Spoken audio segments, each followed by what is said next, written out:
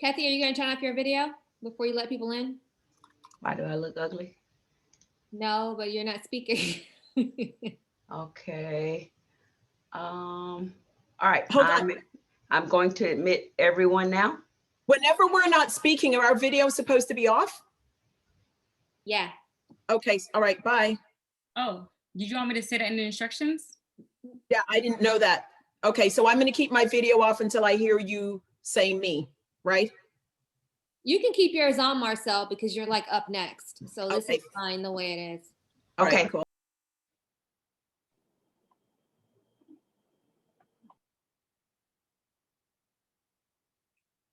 Hello, everyone. We're going to get started in just a minute. We're just going to let everyone settle in from the move from the waiting room. So I'll be getting started in 1 minute.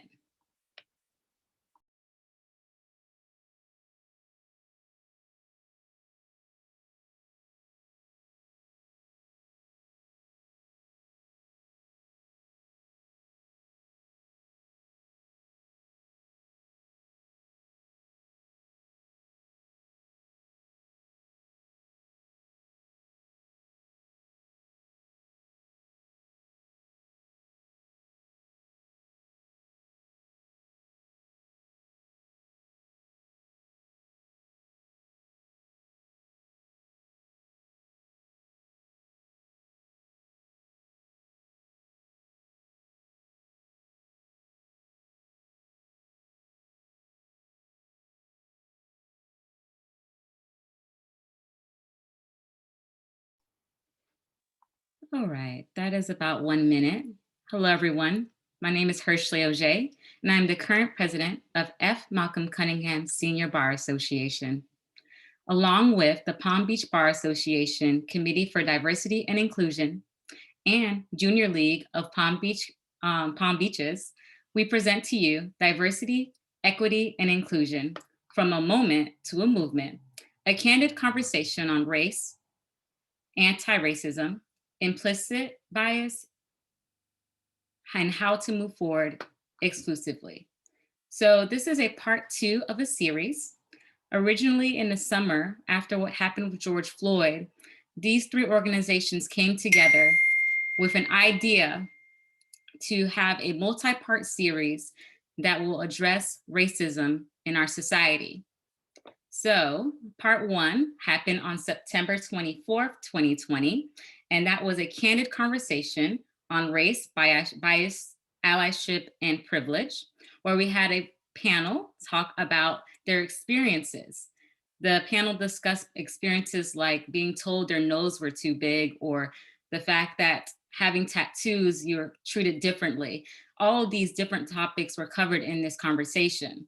This conversation is actually still available if you'd like to see it. It's on the Palm Beach Bar Association's website, and it currently has over 2,000 views. So make sure if you're not one of those views that you join in and watch that candid conversation.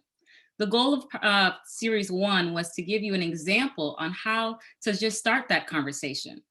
Now, the goal of this part 2, is to address how do you change it. This is going to be a mini training series with Vicki Clark. Now, I will have some instructions that we have to follow today.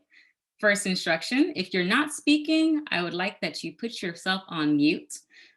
We do have some individuals that will mute you if you're unmuted. If you do have a question today, because the chat is, live and working just fine. So if you want to talk to your friends, you're okay. If you have a comment, you can say that too. But if you have a question, you have to put a number 1 before your question so that we can recognize that that's a question that we'd want us to address during the presentation. So with that being said, I think we're ready for part 2 of this series. I give you Marcel Burke.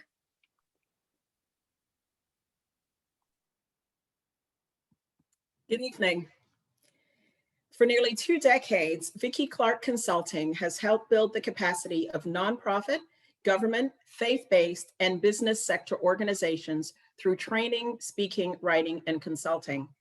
Based in Memphis, Tennessee, Vicki Clark has extensive experience as both a speaker, trainer, facilitator, mentor, and consultant. Each year, she speaks to thousands of community and business leaders and has made presentations in 49 of the 50 United States. Her international experience includes engagements in England, Russia, Canada, and Venezuela. She's worked with a broad range of organizations, and she is not a one-sentence lady, so please, she has more than earned this introduction.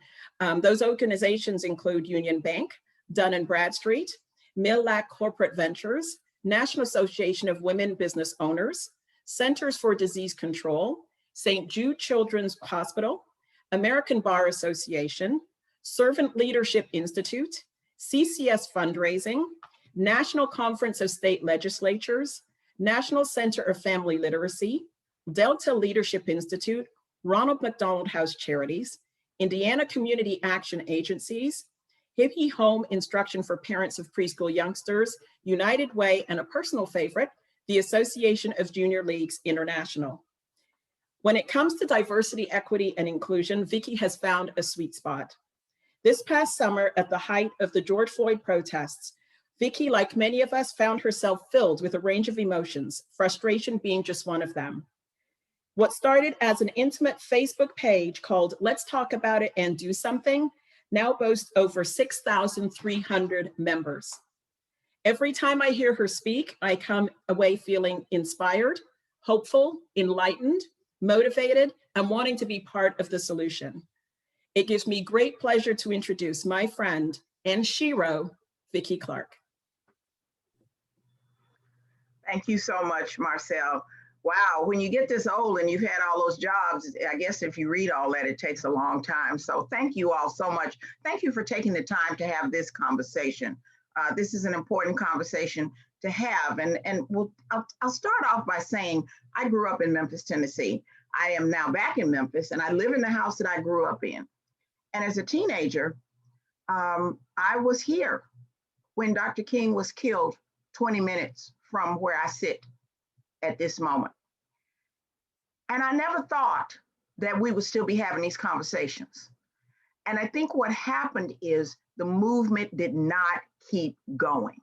The one thing, when the laws changed and when the world started to open up for people who look like me, for women, for LGBTQ people, the different abilities communities, we start all, and things did get better.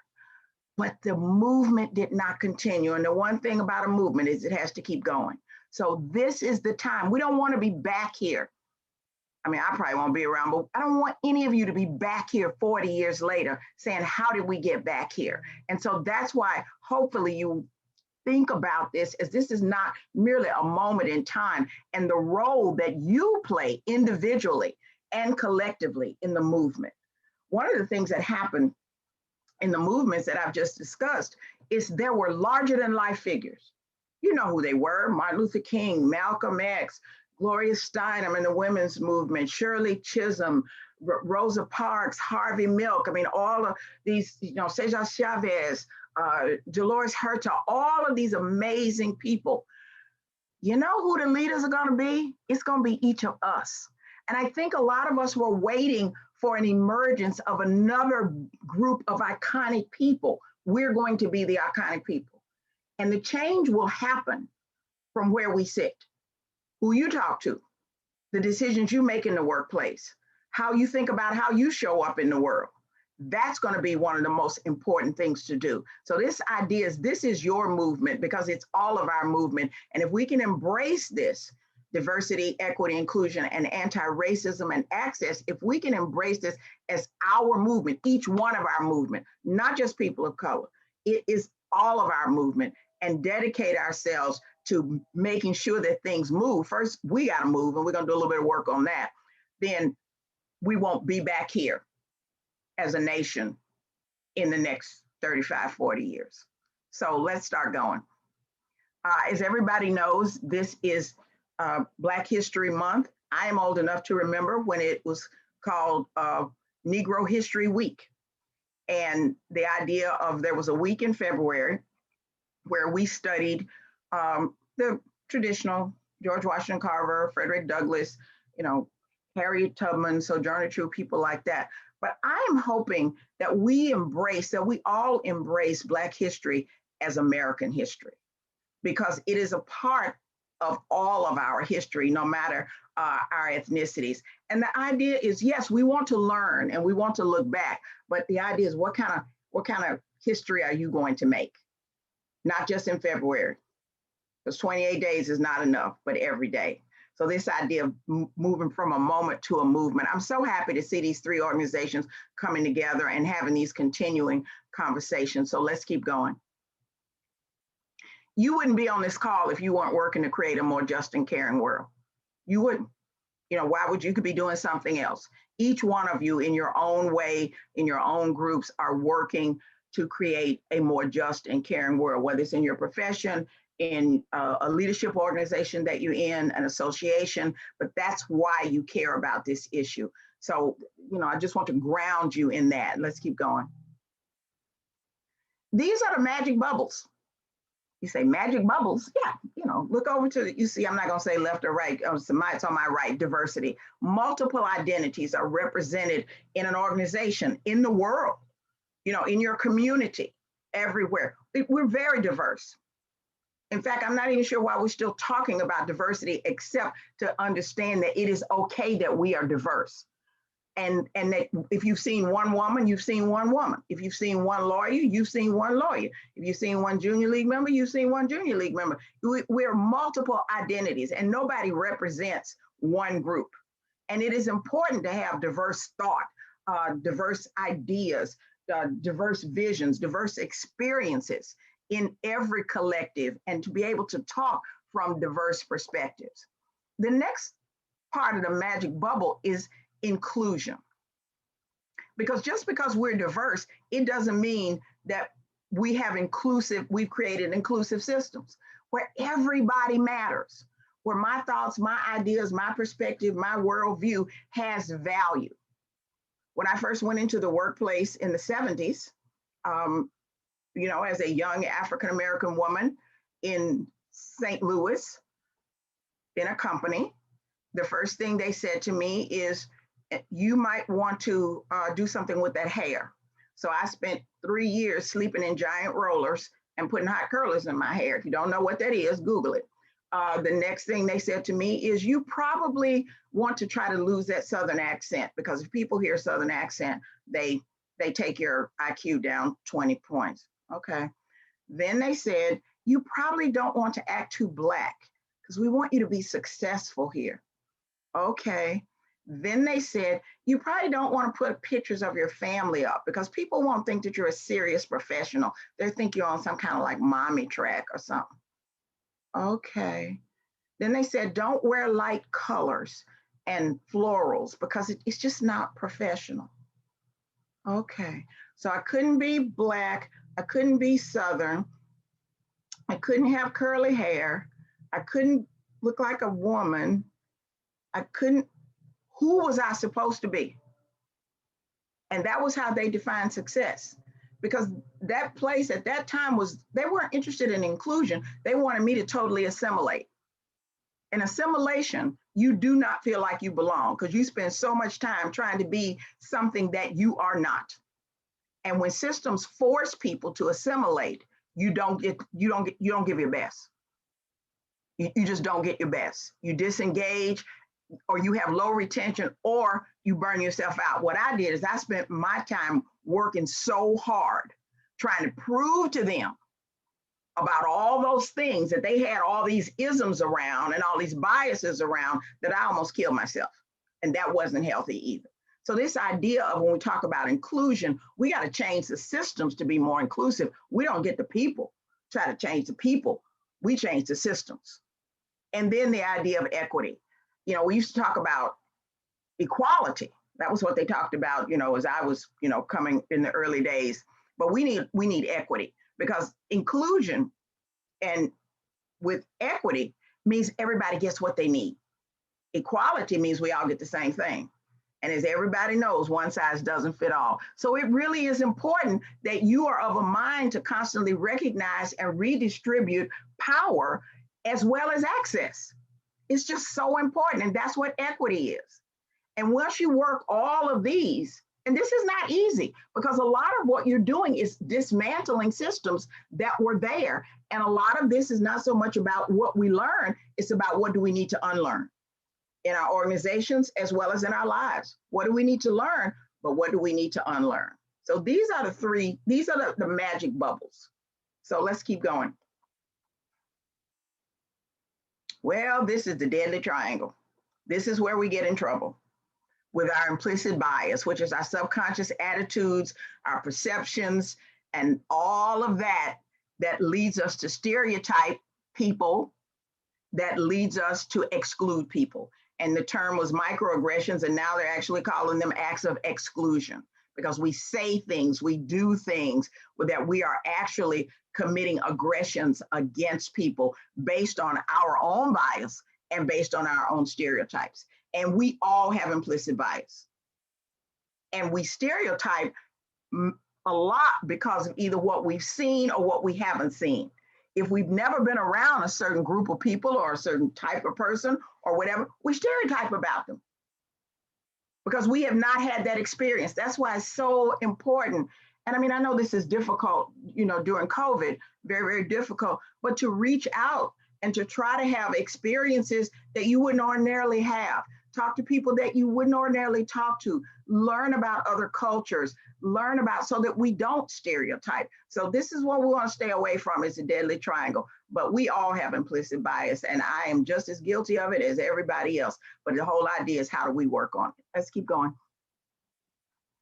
We want to share this with you.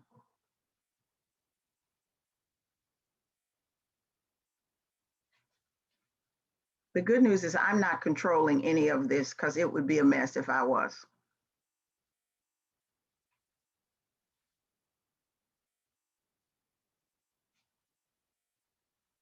In this video, well, I'll let the video talk for itself.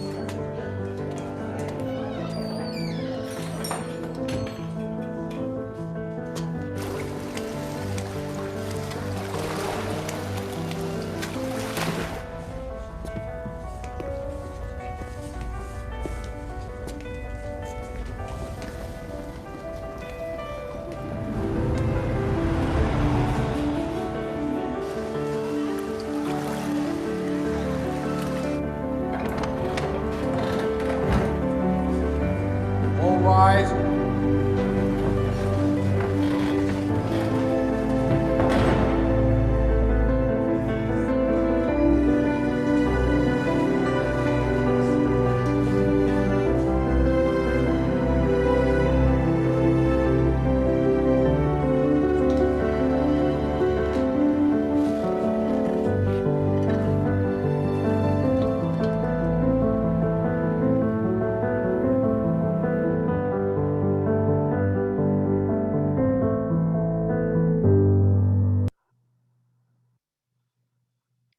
Gotten the look.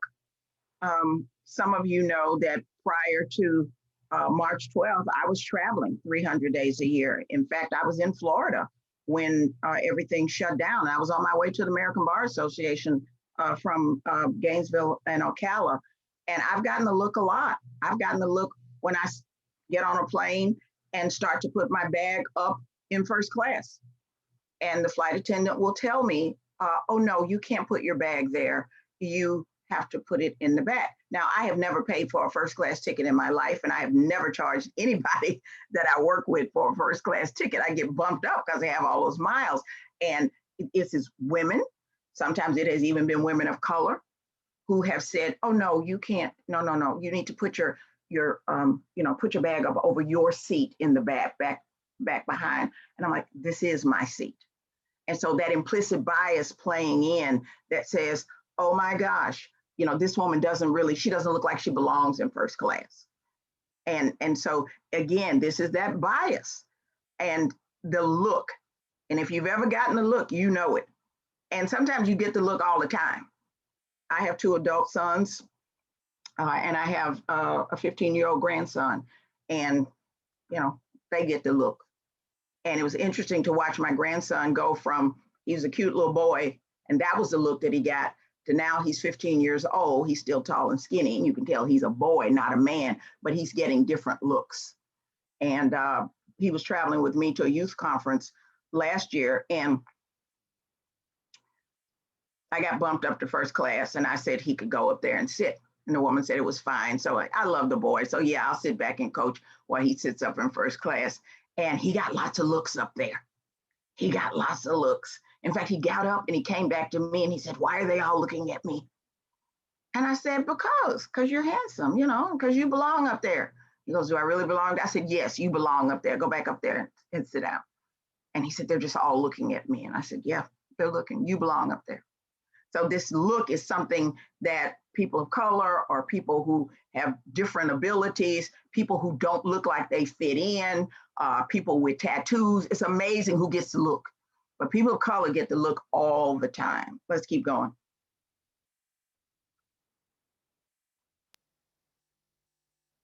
This is extremely complicated.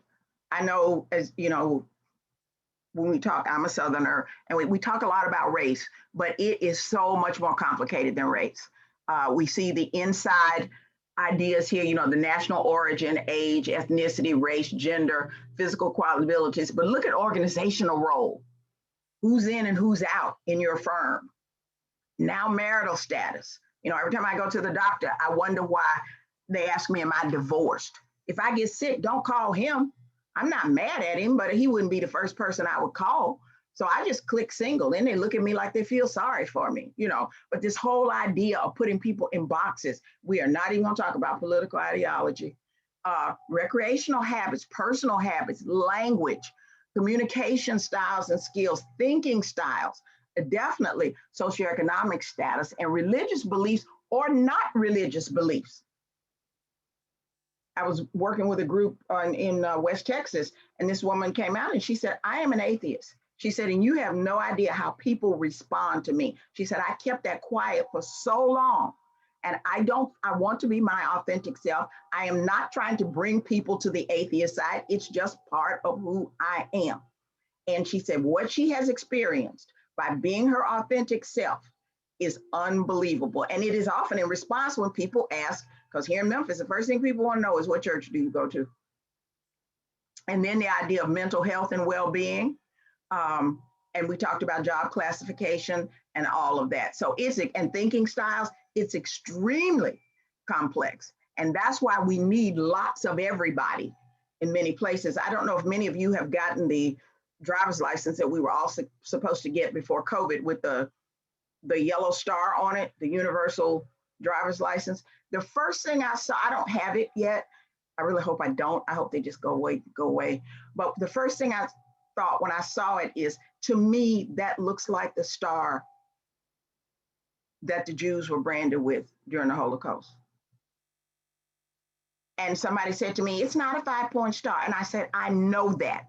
But the image of it, that's the first thing." Now, do I think anybody sat in a room while they were trying to decide what the universal symbol would be and say, "Hey, let's put something out there that makes Jewish people uncomfortable, or that marginalizes them, or that triggers them"? No, I just think there wasn't anybody in the room who was sensitive enough or culturally competent enough, whether they were Jewish or not, to say, "Hey, wait a minute, this optic is not inclusive. This optic has a very dark past. This optic means something to thousands of people and their families." So this gets extremely complicated, and that's why we need a diversity of thought and experiences and everything, in our lives, and as well as in our work, but definitely in our lives. Let's keep going. So when we look at, we've talked about what this is. We're all different, and that's beautiful. Many of you may have gone through the period, and we'll talk a little bit about that, where we didn't see color. And we know now that saying, and again, that's the way I raised my oldest son, because that was where we were in that melting pot stage. But it is okay to be different. See, the melting pot said it wasn't okay to be different. And saying we don't see color, said we don't see you for who you really are. In my mind, you look just like the rest of us. But the idea is it's extremely complicated, and diversity of thought, perspectives, and values, and a little bit about intersectionality with people that have multiple identities, meaning when we talk about marginalization, so my age, I'm a Black woman, I have different abilities, and I'm a plus size woman. So I have and I'm left-handed. So I have all of this intersectionality that could actually play into the opportunities that I might get or the way the world might view me. So you got all that intersectionality coming together. And so it's important to understand that we are diverse in many, many ways. I'm glad there's lots of left-handed people out there. Let's keep going. And then we talked about equity, this idea that everybody can achieve his or her full potential. Everybody. There wasn't any equity when I was in grade school as a left-handed child, because they never had any left-handed desks, and the teachers were not taught how to teach penmanship to left-handed people. There were no left-handed scissors, so there was no way that I could really learn to write well, and there was no equity. And when everybody was making the circles this way, I was trying to make my circles that way, and I had nothing to rest my arm, because that's when they had the little desk that you slide in and out of. So there was no equitable treatment there. And to this day, I have horrible handwriting, and there were no left-handed scissors, so I can't cut. There's a lot of things, and I mean, I'm using some very kind of basic things, but when we start talking about equitable treatment and celebrating our differences and trying to eliminate the barriers that prevent. So again, what is it in your workplace, in your organization, that are barriers to the full participation of everybody? You say, how will we know? Ask them. Ask them. It could be systems. I don't know, who knows what it is? It could be culture, the culture of the organization, the culture of the firm. But we want equity, because we want everybody to be able to achieve his or her full potential. Let's keep going. And we talked a lot about inclusion and this idea of embracing my differences and respecting it. You may not even understand my differences. It may be so foreign to you, but you still have to respect it, and the idea of being deliberate about addressing issues of inclusivity. This is intentional actions, just wishing and hoping. We have to change things. This is, what do we need to unlearn?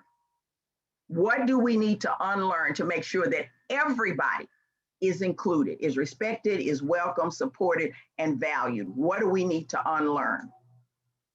And this would be that'd be a great conversation for a staff meeting or whatever. So what do we need to unlearn to be fully inclusive? Let's keep going.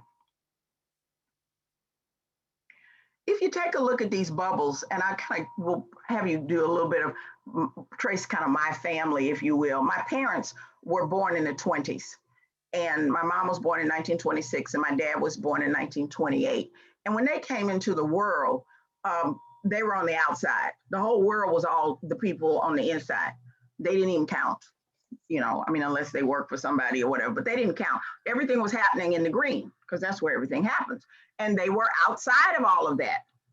So when I came into the world in the 50s, the people who were on the outside had said, you know what?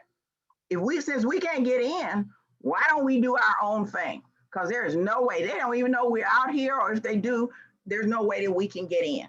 And so we saw systems and structures. I went to an all segregated school. Don't feel bad for me. I got a very great education with a lot of teachers who told me that I could be things that the world was telling people who look like me, that they couldn't do. But the teachers gave that to us, and they wanted us to be what they couldn't be. And they believed that we could. So that's kind of where I came into the world. And then the conversation started probably in the late 50s and the 60s, is if we can just get in. And when I say we, I am not merely talking about people of color. It's anybody that is not in the majority group or in the group that has all the power. And that may be different in different firms. It may be different in different organizations and all that. But if we could just get in, if we could just get in and you could see what value we all brought, you look around that wheel, that then we would be inside and we would be part of what's going on. Well, we got in, and if we didn't turn ourselves into green dots, we were still in a little bubble within. And this is what full inclusion looks like, is that I can still be my red dot, I can still be my yellow dot, my blue dot, my curly haired, left-handed, plus size, Black woman, senior citizen, Southerner, and I have value. And that's what we're talking about, true inclusion. And so these are practices, and I know that's a word that those of you in the bar associations use a lot, but the practice of ensuring that everybody feels like they belong. And so it's really, this is just kind of a, just another way of looking at inclusion. Let's keep going. And we're going to take some questions at the end. We've talked about this. You don't make people fit into the systems and structures. We transform those systems. And most of these systems and structures were set up before many of us who are on this call were around. One thing I think COVID has forced everybody to do is to revisit and rethink what we do. Because we didn't know why we were doing it. Why we do this X? Because it's Tuesday. Well, yeah, why are we doing this? I don't know. We just always done it on Tuesday. We were doing it when we came here, and that's just kind of the way we do it. This is why we have to examine our structures, examine our culture, because the culture is not something that's written down. It's just kind of the way things happen around here.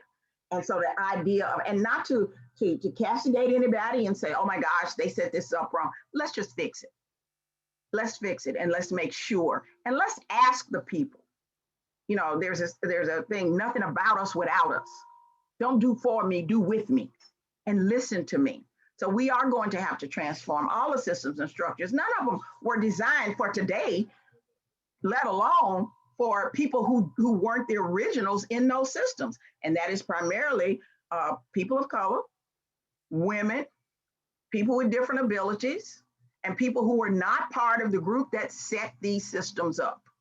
They set them up from their own worldview. And if we only look at the world through our own lens, we're missing everything. So let's keep going. And then access. How do I have access? We look at a lot of the information that we get from the, in the corporate world about how people who've had mentors. Women have not had mentors, not formal mentors. So often women have missed opportunities because we didn't have access to the people who had power. People of color often did not have access. Meaning, how do I learn? How do I get in? Somebody picks up the phone and calls somebody and says, here, let me refer somebody. We've not had that. And so this idea is to make sure that we give access to people and that we are accessible to people and that we use our privilege, whatever it is, to open doors for people and to make sure that they have access and that they understand how system works and that we help them move through. And this is not about feeling sorry for anybody. These are justice issues. And that's a word that you all use all the time. Everybody has the right to be the best that they can be. And if a little information or sharing ourselves with other people, helping people to understand. I remember the first time I was supposed to go on a business trip. I didn't know how any of that worked. I had no idea. I had never been on a business trip before. I worked for Northrop Grumman. I think it was 1980. And they were sending me out to California to headquarters to do some training in HR. I had no idea. And they started talking about use your credit card and we'll reimburse you. And I was like, wait a minute. And so a woman, one of the other women, she said to me, let me help you. She said, you can ask them for an advance. Because I said, I don't have a credit card that I can put that much money on and all that. Because she said, you can ask them. She gave me access, but I did not have, I wasn't able to do that because I would have had to say, I can't do that. She said at that time they were giving you traveler's checks. She said, just keep all your stuff, your receipts and everything. But there was no way that I could have gone on that trip if that was the only way that, so the system was designed not for people like me. I was very young, very new in that world, and I didn't have a credit card that I could put $3,000 or $4,000 on. And she just, it was amazing. So she gave me access, and I have tried to pass that and play that forward, to other people. So let's keep going. Well, we have to address them because we have them. We all have them, and we'll keep going. We just need to own that. And some of you may have taken the Harvard implicit bias test. If you haven't, I'm going to encourage you to do that because you're going to learn some things about yourself. It's a very quick, it makes you make decisions very quick. And this is where our unconscious bias comes up. You say, well, where does this come from? It's influenced by our background, our environment, our personal experiences, our lack of personal experiences.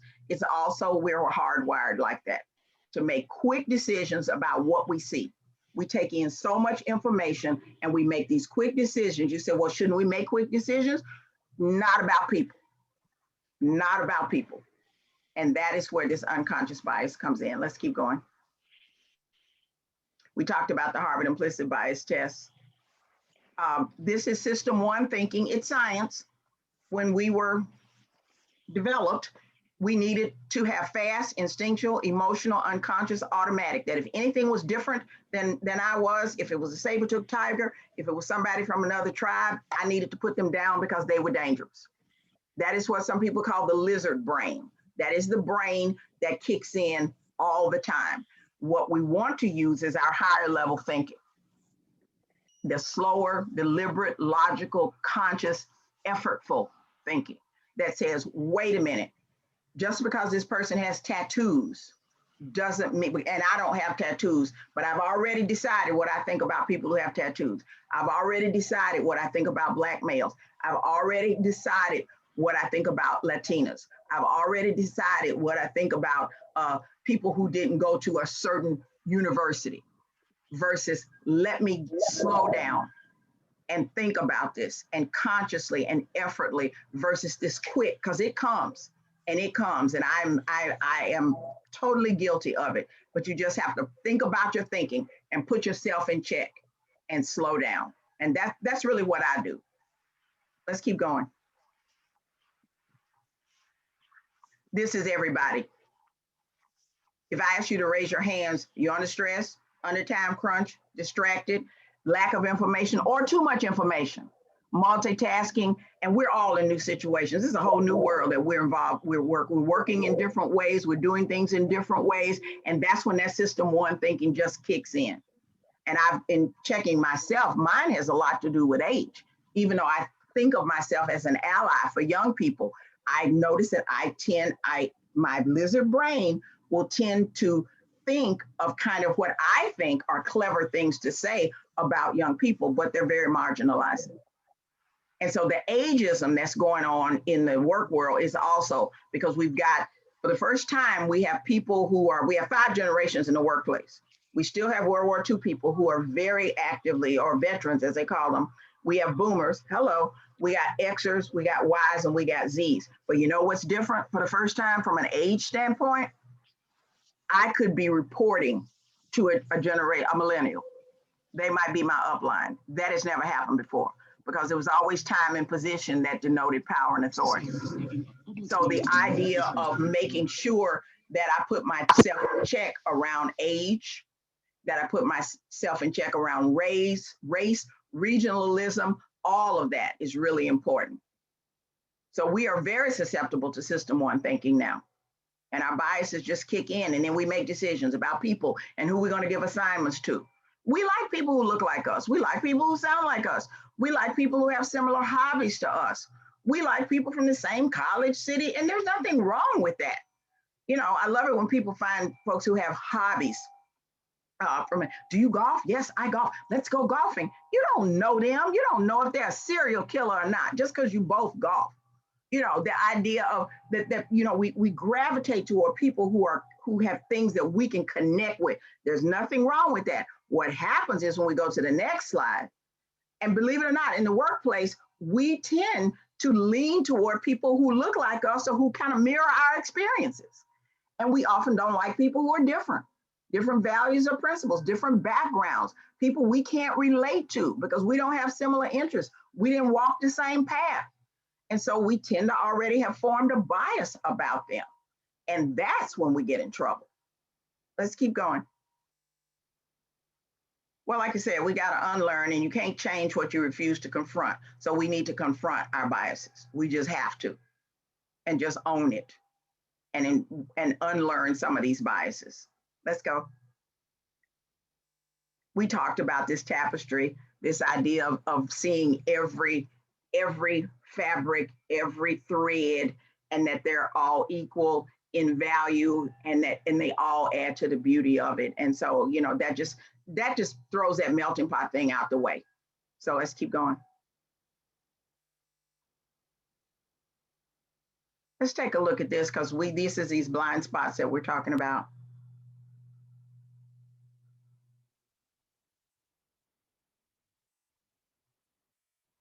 We're getting some good questions.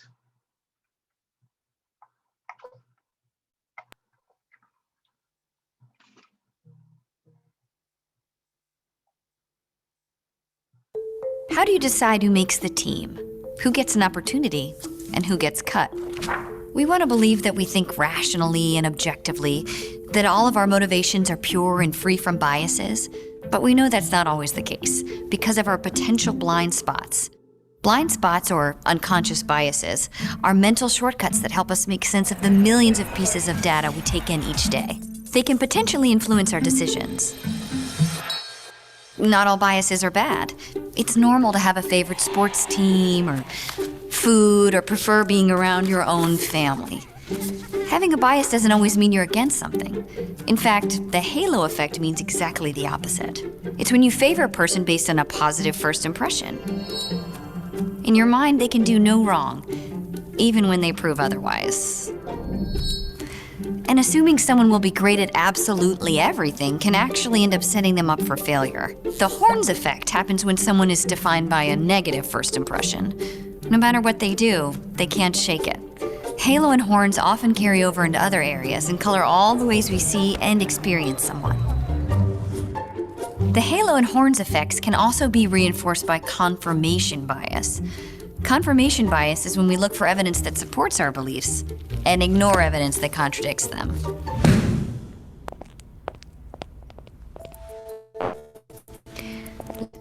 What rule defines this number sequence? Now that you've got your rule in mind, can you come up with a series of numbers that also fit that rule? What about these? Which sequences fit? If you said 20, 22, 24, you'd be wrong. Actually, all of them fit. The simple rule was that the numbers got bigger. It's likely that your unconscious mind quickly saw a pattern of even numbers that go up by 2, and that narrowed your thinking. This shows that confirmation bias can rob us of other possible solutions. Numerous studies have shown that people are more likely to seek out information that confirms a belief and disregard information that doesn't. One study found that people spent over 36% more time reading articles that confirm their beliefs. In the business world, this habit could end up squashing innovation before it starts. So what can we do when we're wired to hang on to halo, horns, and pay more attention to things that confirm our beliefs? How can we counteract our unconscious bias? The first step is to be open. Try not to let one shining moment or one speed bump sway your opinion forever. Make sure you look at all the evidence objectively. Play your own devil's advocate and seek out contradictory views. And slow down your thinking. Ask questions and bring in other perspectives to expand your point of view. When we recognize our blind spots, that's when we can get beyond halo and horns. That's when we can overcome confirmation bias, and that's when we can see people for who they are and who they can become. How do you decide who makes the team? This idea of seeing people for who they are and who they can become, this halo and horns effect. We make a decision that somebody is great, and it doesn't matter what they do, even they do something that we don't, really like, or something that wasn't right, and we just ignore it. We say things, oh, that's okay, that's the way he is, or that's the way she is, specifically when it comes to issues of discrimination, when it comes to marginalizing people. Oh, that's just the way he is. That's just the way she is. Because, you know, he got that halo effect. And then we have the horns. And with the horns, you can't get yourself out of the box. People can't get themselves out of the box. If you've already put somebody, if they put me in the horns, it's hard to work. You can't work yourself out. So that's why it's up to each one of us to be in that confirmation bias. Once you work on your bias, first you acknowledge what we have them. Then you say, which ones am I going to work on? And active, you know, seek out other information and do work on it. You know, because I'm working on my thing with age. Like, I'm not going to make like quirky conversations about people who are young because they don't believe that. I'm being flipped, if you will. And it's not right. And so the idea is, but if I really did think that younger people were not capable, guess what? If a young person doesn't do well in something, if a Black man makes a mistake, if a gay person does something different, that confirmation bias kicks right back in. I knew it. I knew they weren't ready for this. I knew he couldn't handle this. I knew she couldn't handle that. And then you got to start it all over again. So be careful about confirmation bias because it's a kickback, because it takes us back to the lizard brain. You know, this idea of not, you know, telling a different version of the story, it's time to change the story. Many of you have seen this. You know, we talked about equality. The tall boy never needed the box. He could always see the game. In my interpretation of this, the game is life. It's not baseball. The middle boy, you know, the one box changed his whole reality. That little boy, the one box didn't do anything for him. So look at equity. The tall boy, he doesn't have a box anymore. The little boy gets 2 boxes. Now what's happening is, as we move to more equitable systems and structures and in the workplace and everywhere, the people look like the tall boy are feeling marginalized. They took my box. You never needed the box, but I had a box and you took my box and you gave it to that little boy. You never needed the box. He has the privilege of height. But you know what the reality is? Let's go to the last frame. Somebody gonna always have more boxes than the other. And somebody gonna always be further back from the fence. I don't think the little guy can even see the fence, let alone the game of life. What justice does is, in my mind, the tall boy took all of his boxes, which are his privilege, and he knocked the fence down so that everybody could get in the game of life.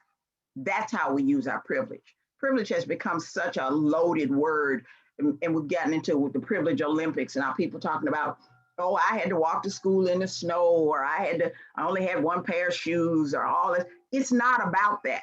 It's about the way systems and structures are set up and how do we use whatever privilege that we have. So it's time for us to change the story, and everybody on this call can help change the story where they sit in their job, in their organization, in the way you view the world and the way you put yourself out there. We all got to figure out how we show up in the world. Do we show up whining about what somebody took that we didn't need? Or do we show up and use what we have to actually create a more just and caring society, or a more just and caring neighborhood, or a more just and caring organization, or a more just and caring workplace? You know, that's what we have to do, is change the story. And we're the story changers. Let's keep going. Organizational culture is very interesting, because when you lay organizational culture over, especially the isms, racism, over marginalization, and all of that, the culture wasn't set up for diverse groups of people. I work with quite a few bar associations, and I hear a lot about women saying that the culture is still designed for, older white males. That's the culture of the organization. Nobody got anything against older white males, but the culture is designed around their reality, not the reality of women. And in some places, not the reality of people of color. I mean, so the idea of what are the behaviors of the leader saying?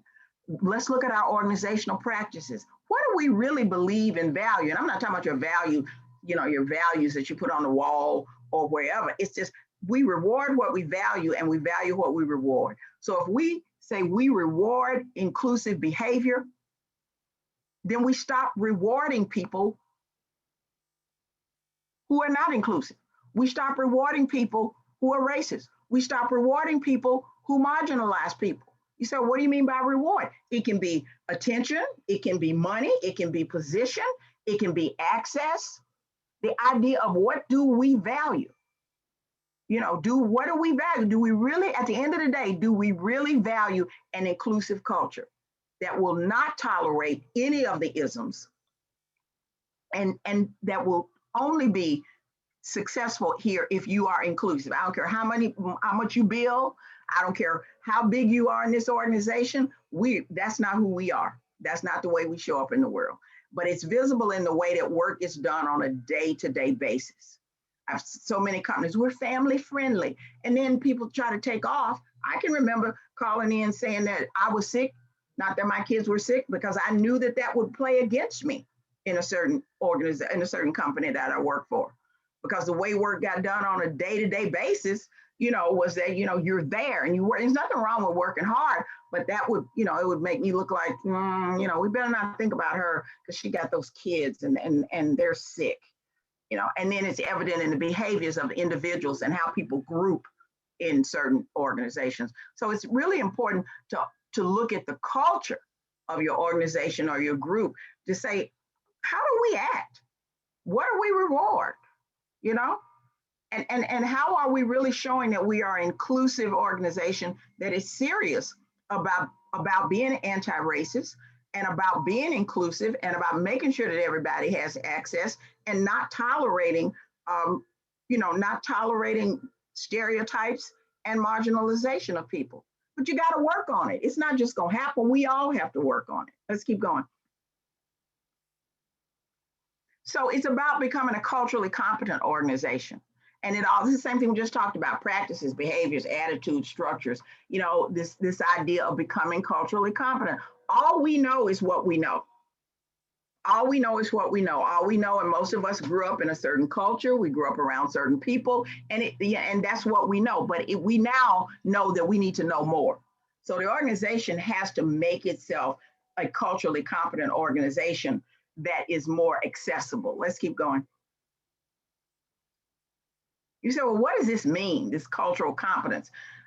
There are some organizations that have cultural destructiveness, forced assimilation, rights and privileges for the dominant groups only. That's cultural destructive. Again, they told me, if you don't turn into what we want you to, you know, you're not going to be successful here. Then there's cultural incapacity, where you're just racist, maintaining stereotypes, unfair practices. They know they're doing it, but guess what? It seems to be working for them, you know. And then there's cultural blindness, which is where a lot of organizations are. We're going to treat everybody the same, but really we're only meeting the needs of the dominant groups, whatever that is. And then hopefully we're moving as organizations toward cultural pre-competence, where we're exploring cultural issues and committed to assessing the needs of organizations in the workplace and different individuals, moving into cultural competence, recognizing individual and cultural differences, asking advice from diverse groups, and developing culturally unbiased leadership, staff, board, volunteers, knowing that we don't know this stuff, but we want to develop, and then actually implementing changes to improve the organization or the workplace based on cultural needs. This is not a straight shot. You may have hiring practices that are down in cultural destructiveness, and you may have other parts of the organization or the firm that are moved into cultural proficiency. And so the idea is just taking a look at your practices and your policies and your culture and saying, kind of, where are we? You know, what do we know and how are we moving on this? Let's keep going. And then there's an individual cultural competence piece that it is up to us. And I'm just going to say a little bit about this because I don't mind telling y'all my stuff. You know, we're looking at a lot of the companies who are changing their icons. And so I understand why Aunt Jemima has to go, even though they did her hair differently. They took her head rag off and put pearls on, but she got to go. And I understand why Uncle Ben has to go. And I understand why the man on the cream of wheat box who had a name, Rastus, he has to go. I understand why Ms. Butterworth has to go. But I was reading something a few weeks ago and it was talking about Eskimo pie. I'm like, Eskimo pie, you know, a little ice cream. I was like, Eskimo pie? Well, we had a woman, Mandy Waypaw, on from Illuminative, and she talked to us about what those words mean, that many of the names of indigenous groups were given to them by their colonizers, and they don't mean nice things. They mean barbarian. It means no religion, no, not close to the earth, don't care about people. And so people in that Arctic region, those are the names that they were branded with, Eskimos. And I thought, oh my gosh, I did not know that. And so I have increased my cultural competence. And, whether Eskimo pie decides to change now, I know better now. I understand that that is not the right word. That title was put on them by people who stole their land and basically destroyed their tribes. And so that is not a word that they would use. So again, that's what I said, we're talking about a movement, not a moment, that we learn something new every day. When I started talking about privilege, is we have privilege in some areas, but again, privilege is the way the systems were set up.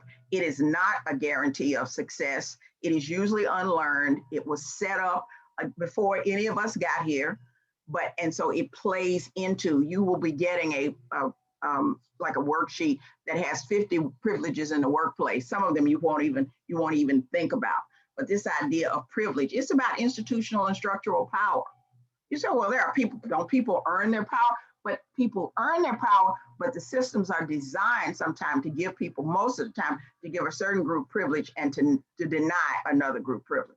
And no matter how hard they work, this kind of goes into this halo and horns, they can't break in, or we can't break in. So let's keep going. I looked at and when I was in school, that crayon that you see was called Flesh. And I don't think anybody deliberately called it flesh. My parents were dark skinned, so it didn't look like their flesh to me. I think that somebody in Crayola, probably, I don't know, back in the 30s or whatever, they said, hey, probably a man, and they said, white man, and they said, hey, we got new color. We developed new color. Come up with a cool name for it. He looked at his hand and said, flesh. Well, it ain't everybody's flesh. And so the idea of what's normal is you think you're acting normal when you're in your own culture or when things line up with your worldview. That's what's normal for you. We all have different normals. And now Crayola, they changed it to peach, and now they have an entire different type of the way they name their crayons, and they have many different colors and all that. But that one would just stuck with me because it's like, well, it's normal that that's flesh. That wasn't the color of my parents. That wasn't their flesh. And lots of people that I knew, it wasn't their flesh. So this concept of what's normal, we have to question our normal. It may be normal for me, but it's not normal for you. And I can't hold you to my standard of normal because it's not normal for you. Let's keep going. So we know that we live in a society that's oppressive to certain groups. You had a conversation when you had the panel. People told you about their stories. Most of us carry some type of privilege that allow us to advocate for social justice and change in various situations. And I'm talking about within the workplace and within the organizations you're in. It would be wonderful if you want to go outside and do some of these. But the idea of where can we change? Somebody mentioned the Band-Aids. Yes, lots of the different color, the Band-Aids. And somebody out there is saying, why is this so important? Because if I can't see it, and if I don't see myself reflected, I don't exist. I don't exist. So what society is telling me is that I don't exist. The Band-Aids, the crayons, and for people who it all lines up, you say, well, oh my gosh, whoever they are so thin-skinned. Why don't they just get over it? How can we get over not being? I never saw anybody in a book who looked like me. Never. I'm from the Dick, Jane, Sally, Puff era and Spot. They didn't look like me. I never saw anybody in a book who looked like me. Again, I'm so glad that I had parents and teachers who kept, telling me, that you are real, you have value and all of that. But I never saw myself. I never saw myself oh my gosh, I would wait for Jet Magazine. Wait for Jet Magazine when Johnson Publishing Company started Jet Magazine and Ebony Magazine, because we didn't see ourselves. And it was just so important. I want to show you somebody. This is Siobhan. I got her for Christmas. And you say, well, okay, why is a 60-year-old woman plus woman getting a doll for Christmas? Because I mentioned to a group that when I was growing up, there were no toys that looked like me, and that I never had a black doll, because the dolls, the black dolls, when I was little, were those little pickaninny dolls, and my mama was not about to go there. And so for Christmas in 2020, I got my first black doll, and her name is Siobhan. And I'm gonna keep her for a while, but I'm actually gonna donate her, but I'm gonna keep her for a while. But it's just important. I had a bunch of dolls, and there's nothing wrong with having white dolls, but I never had a doll that looked anything like me. And so the idea, you know, and I remember when G.I. Joe, the black G.I. Joes came out, I scoured Houston trying to get the black G.I. Joe for my sons, because that was the first time something had come out for boys. But the idea is we have to use our privilege. We have to use our privilege to make sure that everybody's included. Let's keep going. I hope you like Siobhan. Many of you have done a privilege walk before. Guess what? We're gonna do this virtually. So get a piece of paper or whatever. Some of you can do it in your heads, and we're gonna just take a look at some of the privileges. So we'll read them, and you know whether give yourself a point, take away a point, give yourself 2 points. And we're not gonna ask you what your scores are. We're just gonna ask you to kind of take this walk. Let's keep going. If either of your parents graduated from college, you get 1 point. Keep going, we'll move. If English is your first language, you get 1 point. If you have visible or invisible disabilities, take away a point. If you can be outgoing or open about your choices without people calling you an attention seeker, give yourself a point. This happens in the workplace a lot. If your work and school holidays coincide with religious holidays that you celebrate, give yourself a point. If not, take away a point. So if you're giving yourself a point, or early, take away a point. If you ever call names because of your race, class, ethnicity, gender, sexual orientation, or something that you cannot change, take away a point. If you weren't, give yourself a point. If you ever tried to change your appearance, mannerisms, or behavior to avoid being judged or ridiculed, take away a point. If you were ever offered a job because of your association with a friend or family member, give yourself a point. If you saw members of your race, ethnic group, gender, or sexual orientation portrayed on television or in other media in degrading roles, take away a point. If you grew up in an urban setting, take away a point. If you or your family ever inherited property or money, give yourself a point. If you took out loans for your education, take away a point. If you were encouraged to attend college by your parents and family members, give yourself a point. If you ever stopped or questioned by the police because of your race, ethnicity, gender, or sexual orientation, take away a point. If you studied the culture or history of your ancestry and it was historically accurate, give yourself a point. If your family owned the house where you grew up, give yourself a point. If you were paid less, treated less fairly because of race, ethnicity, gender, or sexual orientation, take away a point. If sacred and religious figures and deities like the Christian God are usually portrayed as your race and or your gender, add a point.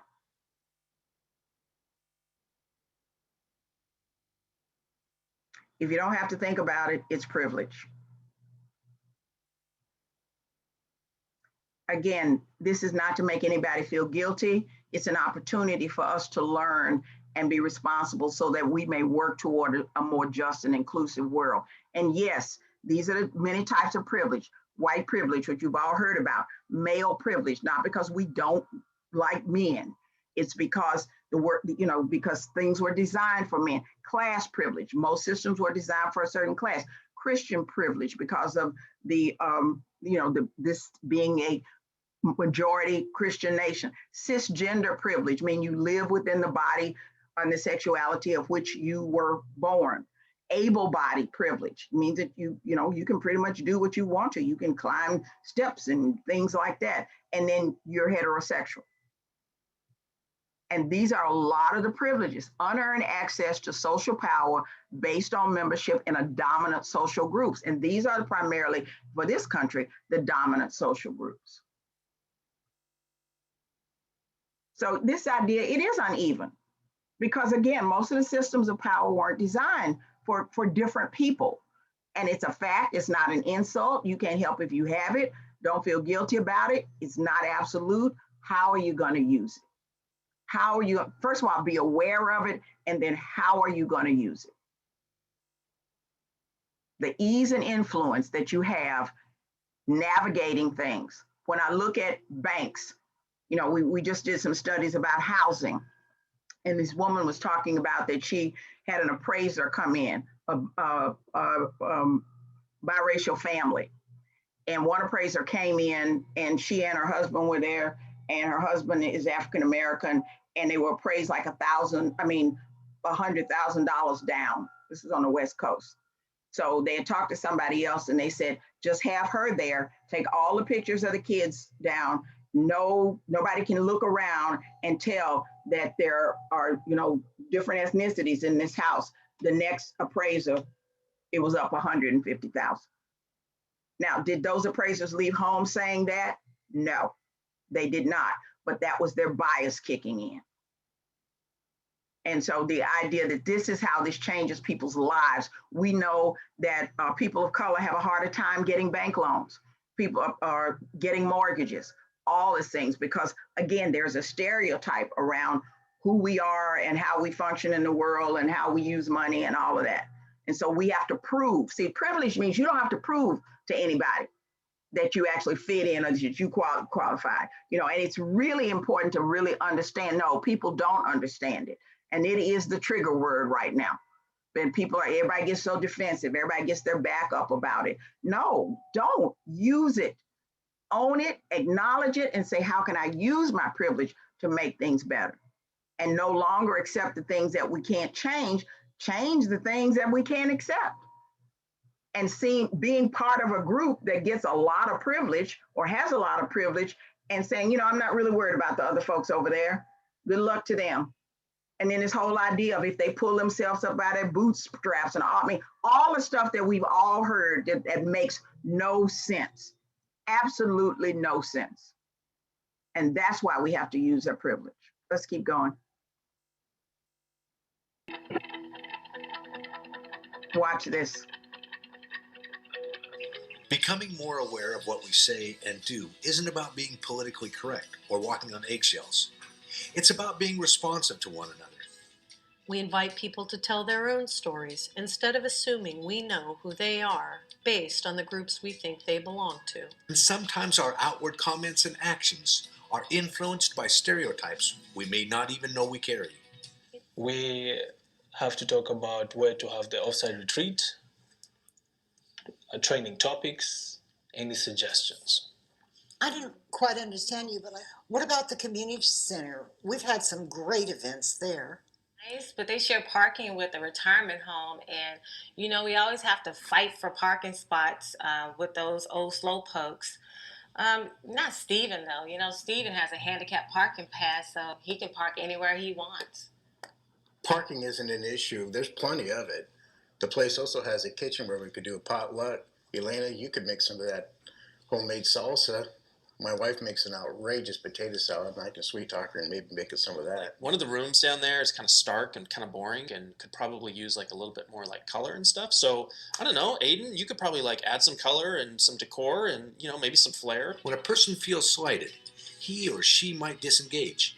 And when a person disengages, we lose out on what that individual brings to our team.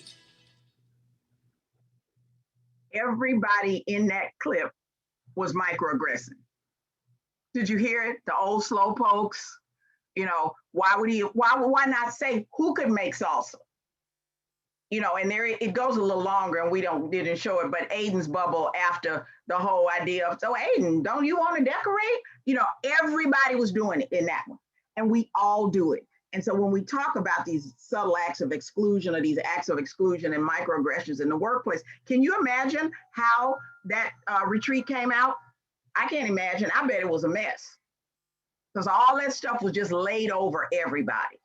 And they were, and we all do it. So if you are the aggressor, we've all been the aggressor. We've all been the target.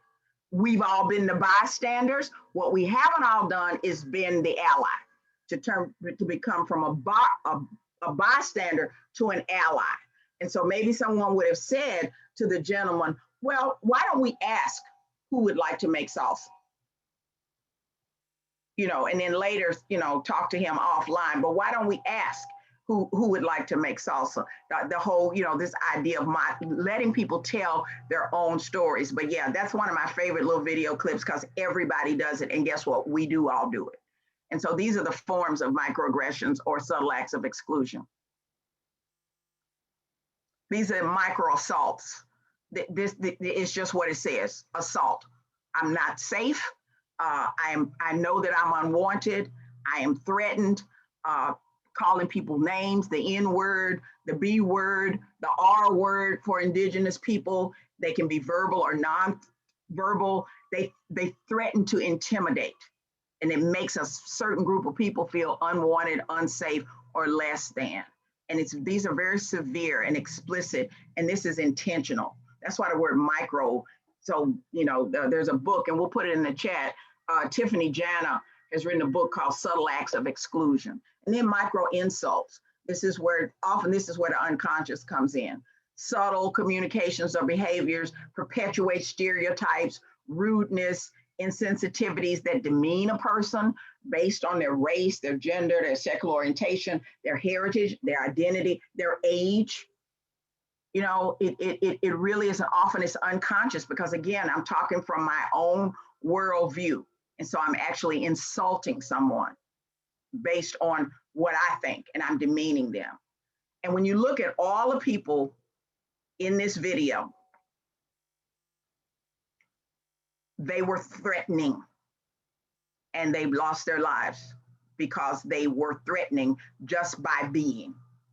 The assumption of criminal status, the assumption of abnormality. You couldn't be doing something normal, like coming from the store with a can of soda or a bottle of pop or things like that. What you're doing is there's something abnormal going on here.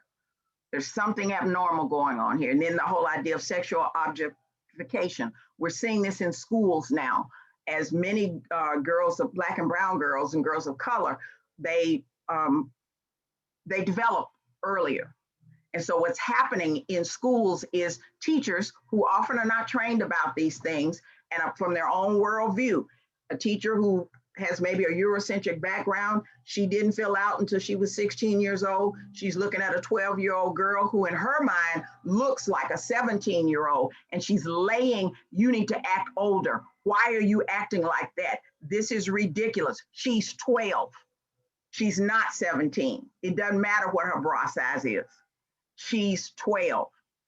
And so when we, you know, objectify specifically women and girls around the way they look and the way they mature, and then the ascription of intelligence, you know, and then this idea of being a second-class citizen, whatever that means, or not being a citizen at all. The whole, where are you from? If you hear someone that has an accent, where did you come from? I love it when I hear people say that, and people say things like Philadelphia or Memphis or, you know, Miami, you know, and other people are like, oh, because see, in their minds, they assume that because of the way someone speaks that they came from someplace else, you know. Or what are you? When we get into the gender pieces, I've actually heard somebody ask a person, what are you? And their response was, I'm a human being. And I was like, yes, you know, because I was like, oh gosh, it's going to be on now. You know, well, now what are you? And I made an insult. I'm working with a group, and one of the people identifies as they. And that is the way they want, that is the pronoun that they want to use. And I was, you know, talking with the group as a committee, and I said something like all the women and they, and I really appreciated the opportunity, reminded me that that is not the way they identify. And when we do it, we need to say, first of all, I'm sorry. And not, I'm sorry if I made you feel, I'm sorry. That's it. Just stop. I'm sorry. Don't get into this. If I made you feel, or if you misunderstood me and all that, I'm sorry. Tell me how better, you know, what's the best way you want to, or remind me, or as I said, you've told me and I apologize. And then when you really get comfortable with these, you say things like, thank you for giving me an opportunity to learn and grow. This is going to help me. This is the way you deal with it, because we've all done it in the, you know, in the acts of exclusion. And let's keep going. This micro invalidate, you just don't count. You just don't count. You're just not here. I don't care what you think. I don't care what you feel. You don't count. I'm not interested in your ideas. This is very damaging. It has now been identified as trauma over years and years and years.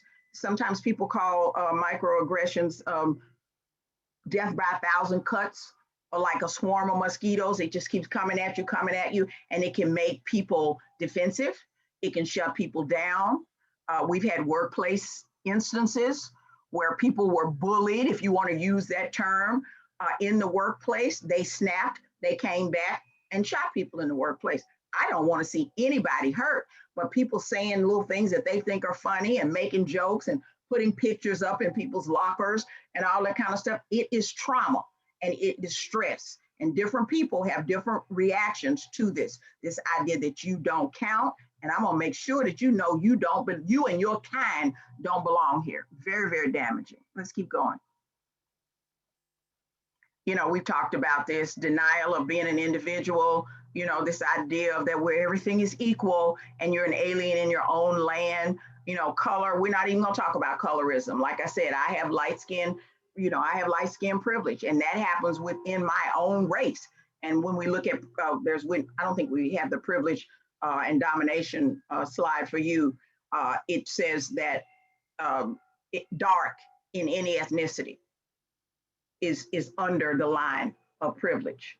And yes, that is the pushback that comes with microaggressions. You're too sensitive. Oh, I guess I'm not being politically correct, or I guess I can't say anything. I had one man say to me, so I just can't talk to any of the women where I work. Well, the way he was acting, I'm like, I don't think they won't talk to you anyway, but that didn't say that. So no, you know, you're being too politically correct, or why are you being so thin-skinned and all that. It is for me to tell my own story. It is exactly gaslighting, right? It wasn't that bad. There have been people who said slavery wasn't that bad. There have been people who said the Holocaust didn't happen and it wasn't that bad, and all of this. And so how can one of us decide to tell somebody else's story and what touches them? So yeah, you get a lot of pushback when we start talking about microaggressions, and it's always blame on the other people. They're too thin-skinned. We hear this about, you know, when women correct people. Oh my gosh, you can't say anything to women these days. You know, all of that. Oh yeah, I've heard that too. And we talked about this, the race, gender, sexuality, ability, religion or no religion, age and generation, and intersectionality. And the age and generation is interesting, like I said, because it's in different organizations, what's valued. In certain companies and in certain organizations, different ages are valued. Let's keep going. We got to get to the questions. This denial of color, it's really a denial of differences. Kind of follow this thread. The denial of differences is really a denial of power and privilege, meaning because you're different, you don't have any power and you don't have any privilege. The denial of power and privilege is a denial of personal benefits that accrue to certain privileged group by virtue of inequities. The denial that we profit from racism, and we do. our system does is a denial of responsibility for our racism. If we change this, then this domino will move too. It needs to move. Lastly, the denial of our racism is really a denial of the necessity to take action against racism.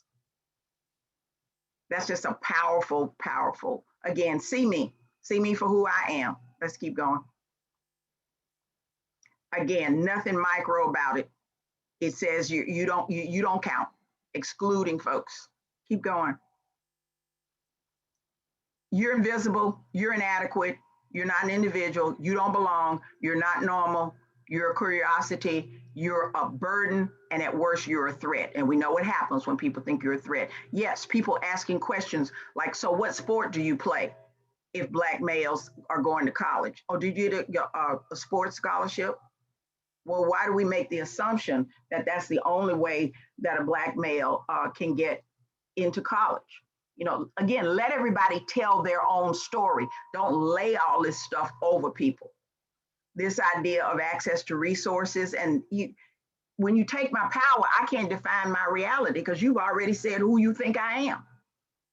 And if I don't have any access to decision makers to get what I need to be done, because I can't break through. And males, you've heard you talk about the glass ceiling. We talk about all these are real. These ceilings are real. There's ceilings, there's doors, there's walls, there's all of that stuff.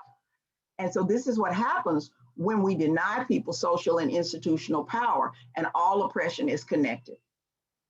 It is all, you know, it's all connected, the internal racism, and let's not forget the economics of it. Let's be honest.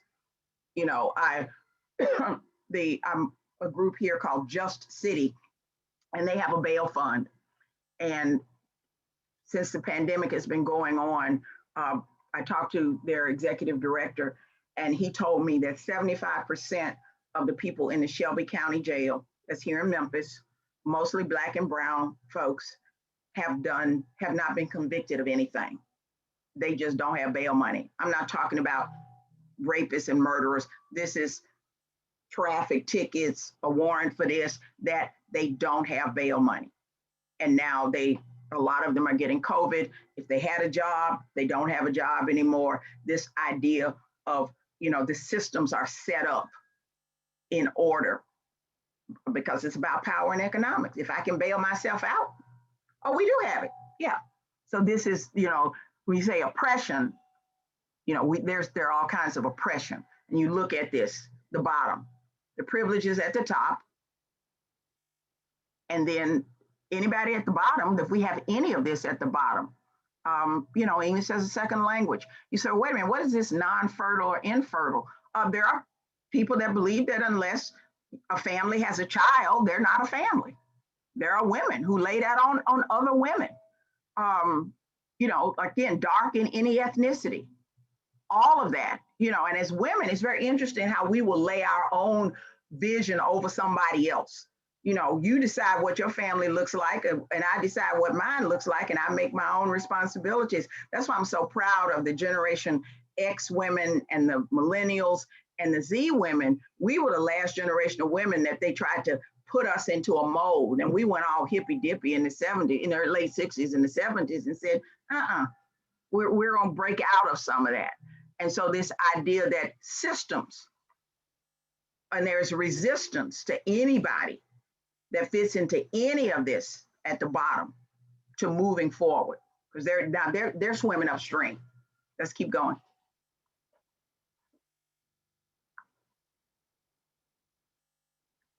You know, we can, you know, I'm not prejudiced. You know, I'm not prejudiced, and I earned my power. Oppression equals power plus prejudice.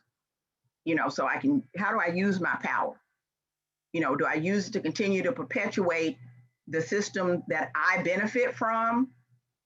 Because if the system that I benefit from, if I lay my power and connect it to my prejudice, it equals oppression for somebody else, other people. Let's keep going. It's everywhere. These are the 7 systems: education, wealth, housing, criminal justice, which you know a lot about, many of you, healthcare, surveillance, and employment. It's everywhere. It's real, and it is systemic. This is not about being a good person or a bad person. This is about, we're talking about systemic racism. Keep going.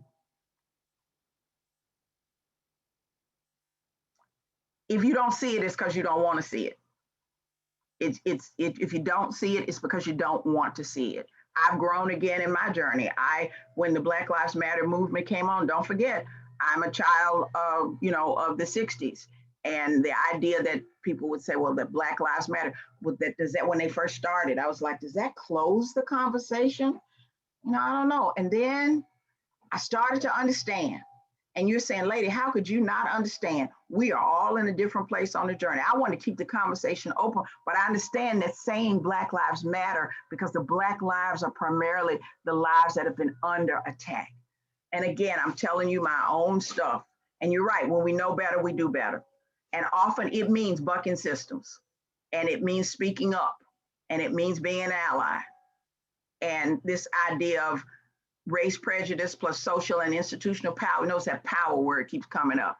System of advantage based on race, a system of oppression based on race, and a white supremacy system. And we're talking about that the system is set up primarily for white people and the advantages that they have had.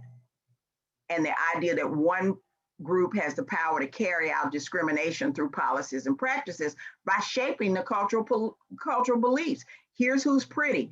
Here's who needs to get a job. Here's who doesn't. We don't like these people. And the idea that we think through race and ethnicity that people are actually designed differently. There are still people who believe that. They just believe that. And these policies and practices have got to stop. And, we've heard, it's not this, I can't say, I'm not race. You have to be anti-racism. You either for it or you're against. And these types internalized inside, influenced, interpersonal, the way we interact with each other, the look part of that. Then we've talked about institutional, and then we talked about structural racism and then those 7 systems of structural racism, but institutional, unfair policies. Again, in schools, I remember when schools would only have parent-teacher conferences in the daytime. So how are people supposed to get off from work? How working class people supposed to get off from work? And since a lot of people who were working class at that time were Black people and brown people, they couldn't get off from work. And so guess what? Then they started stereotyping. They don't care about their kids. They don't care about their children's education. You see how all of this connects? No, that's not it at all. But these are the way that this, and many of us are fighting this on all these levels, or we're being oppressed and sucked down on all of these levels. Our own, what we're feeling, the way people interact with us, institutions that we're trying to change. We've even learned that people of color don't even get as much pain medicine, that they have to prove that they're hurting more because somehow, even as educated as medical people are, they don't believe that people of color have saying, I got a very low pain tolerance.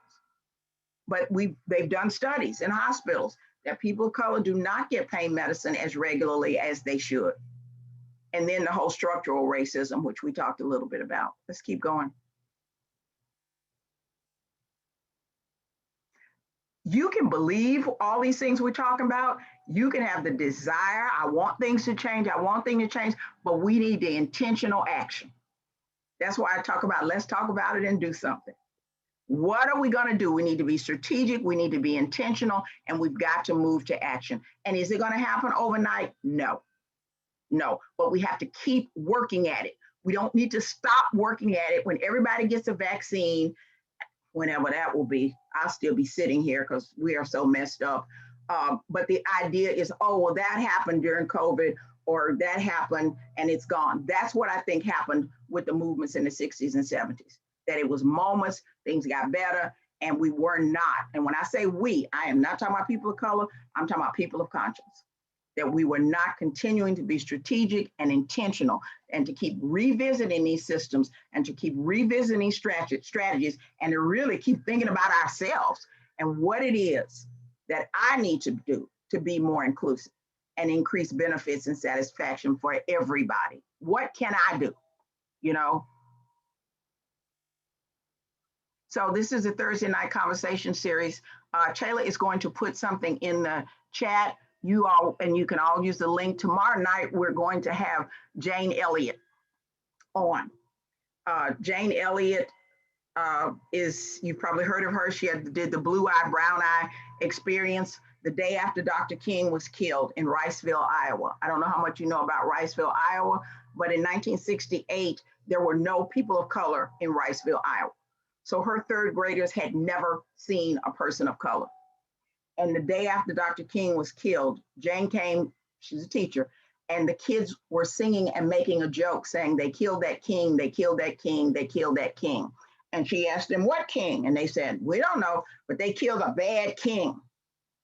And she said that her heart was hurt. And she had to think of a way to help them to realize what it's like to be discriminated against about something that you don't control. And she developed the blue eye, brown eye experience. And she broke the class up into blue eyes and brown eyes. And she gave them little collars. And for a while, she said that the blue-eyed group was the smarter group, that they had, they had it all going on. She punished the brown-eyed group when they'd say, what did we do? Nothing, you got brown eyes. And then she would flip it. And when you look at those videos, it is amazing. Jane Elliott has been doing this work since 1968. She is no holds barred. She is no holds barred. You can't control her. She just did a conversation, Martin Luther King Day at Texas A&M. Bryan College Station ain't never gonna be the same again because Jane lit it up. And she taught, there was an exercise, there was an article after, because she was interviewed after Breonna Taylor was killed. And the New York Times article said, the return of Jane Elliott. So I said to her, Jane, what did you think about, the New York Times article? She said, well, I didn't like the title. I said, what's wrong with the title? She said, I never went anywhere. I've been doing this work since 1968. I never went anywhere. So this whole return means that you had to leave and come back. And her family was threatened. She almost lost her job. Her children were threatened. This is a passion of hers. And she's now 84 years old. So I hope you will join in, but Jane don't mince words. So this idea that James Baldwin, who is one of my favorite authors, and not just an author, but an advocate, that not everything that is faced can be changed, but nothing can be changed until it is faced. And the first thing we have to face is our own stuff. When I was a little girl, my grandmother used to say, get your mind right, little girl. Get your mind right, little girl. And I still hear her voice telling me to get my mind right. And we've all got to get our mind right. And we have to think about, and somebody, we're looking I can see a little bit of the chat talking about, someone said, I have the privilege of not thinking about that. And how do you use that, use that privilege, use that privilege. Don't be ashamed of it, but use that privilege. So we're gonna go back, and who's gonna do questions? I'm gonna help you with that, Vicki. Okay, thank you. Yeah, so the first question that we have for you is from Sarah Cohen. She's asking, what do you say to an organization that is stuck with token or performative gestures instead of moving toward equity? Thank you for your question. I think you try to do what you can. You show them where this, a lot of companies put up black squares and black boxes and made racial equity statements after Mr. Floyd was murdered, but they haven't done anything since. So the idea is to we want to hold people's feet to the fire. But the other thing is we want to make the business case. It would be wonderful to make the moral case. I would love to only make the moral case for people and say, we're all going to be lovely people. But there is a business case for addressing this. And I think we make the business case and saying, look, we can be so much more. We can have a real role in whatever industry this is. And this is what we need to do. And help people, there's lots of, and please don't have them start reading White Fragility. Everybody's in a different place. You don't start people at White Fragility. You start people in different places with different readings and conversations and the little videos and all of those types of things, but helping them to see and asking questions. There's something called appreciative inquiry. And appreciative inquiry says, I ask you questions. Like what barriers do you think exist here for women or for people of color? Oh, I don't know. Well, could we find out? So we ask questions rather than making the statement. I will tell you what's going on now though. And I don't want to see anybody leave their job, but I will tell you this. The Zs, the Generation Zs, and the younger millennials, the Ys, they are saying, they're back to the 60s. They're saying, I don't want to work for companies. I don't want to work for firms that don't have the values that I have. I'm not going to spend my money in places. I'm not going to live in places that do that. So they are making their stand and they are leaving jobs because that is not who they want to be, and they don't want to be in that. So companies that are not making these jumps and are not serious about it, they are going to lose out on talent. They're going to lose out on innovation, and they are going to lose out on revenue. And so it's really important to talk about that. Awesome. So I have another question from Donalda McCarthy. So sorry, Donalda, if I'm not saying that correctly. What are strategies to balance conversations with millennials or Gen Zers who know something needs to be discussed, but has no true background knowledge in how we got here? Say a little bit more. Can you unmute yourself? Are you still here, Donalda? I am. Thanks so much for your presentation this evening and your insight. Oh, hi. Hello. So give me a little bit more. Tell me a little bit more about it. When you said they don't have an idea how we got here. So I'm hosting some of these sessions myself for an international organization. And within our community, we have millennials, we have Gen Zers who are wanting to do better in the world, have the verbiage that there is something going on and that there's something that they're supposed to be doing. However, they don't have the background knowledge of how we got here. Mm-hmm. And I'm finding it difficult to guide them through, and it might be a typical 20-year-old, 20-something thing that there's always a background story. Things don't happen without a cause and effect and multi-tiered process to getting through a social system. But I'm finding it difficult to calm them down long enough to get them to actually listen to anybody else. They only want their own perspective. And if we don't respond immediately, especially in keyboarding form, then we're not doing anything. It's interesting that you say that, because with the first thing that we do in this work and in any work is to listen. And if they really want to be change agents, they need to understand that they need to listen and they need to learn, and it's not to talk. Part of me, I understand that they are in a world, I can't imagine, I can't imagine having all this going on, but I don't forget, I grew up during the time when Kennedy was assassinated, Martin Luther King was assassinated, Bobby Kennedy was assassinated on my birthday, Malcolm X was assassinated. I mean, I think about that, the civil rights movement and all of that. So the world was my first year in college, we didn't even get to take finals because of Kent State and the Vietnam War. And so we're kind of back to where we were, but the idea is they have to listen and understand the history of how we got here. When we explain the history, we don't need to. I'm only hearing Natasha. That we don't need to explain it from a defensive standpoint. This is what happened. And then how do we make it better? But we have to be able to listen. We can't be allies or advocates if we're not willing to listen.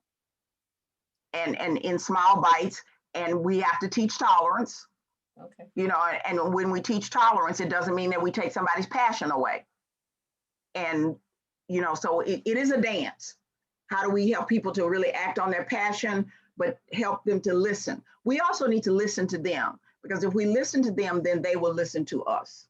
And this is another process. The other thing is find other messengers. Sometimes the messenger is just as important as the message. Sure. So if there are champions within their own age group that are messaging the same way that you are interested in, they are the messengers. You Okay. become the coach and they're Okay. the messengers. Okay. Okay. Got it. Thank you for the question.